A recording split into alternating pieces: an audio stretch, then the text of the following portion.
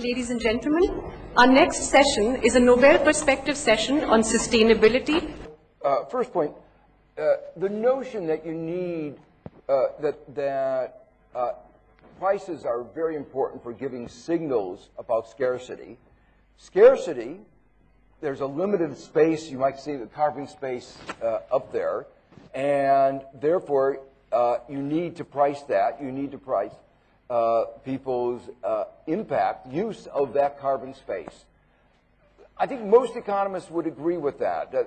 There's a separate issue here, which is how do you compensate people for either past damages, to maintain their standard of living? There's a set of issues about compensation that are really quite different. And I think it's important to try to separate out this issue of how do we get an efficient usage of an efficient system of reducing carbon emissions, and this other one of how do we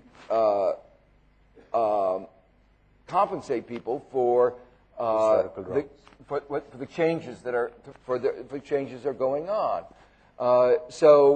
And inevitably those have gotten a little bit interlinked, but it seems to me that almost all the systems basically wind up with the cap and trade is a system which effectively has a uniform carbon price for everybody, but builds into it an allocation of carbon emission rights, which is a way of, in a sense, perhaps compensating them.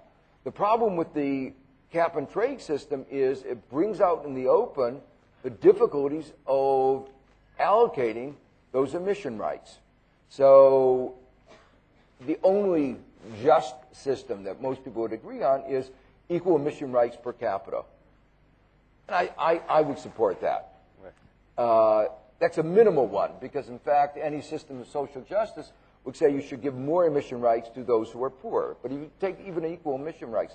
The problem with that is that it would entail huge transfers from a few of the advanced industrial countries to the emerging markets. So it is an efficient solution, but it's also a solution that involves large redistributions. Okay. And the question is whether that will happen or not. Whether that will happen.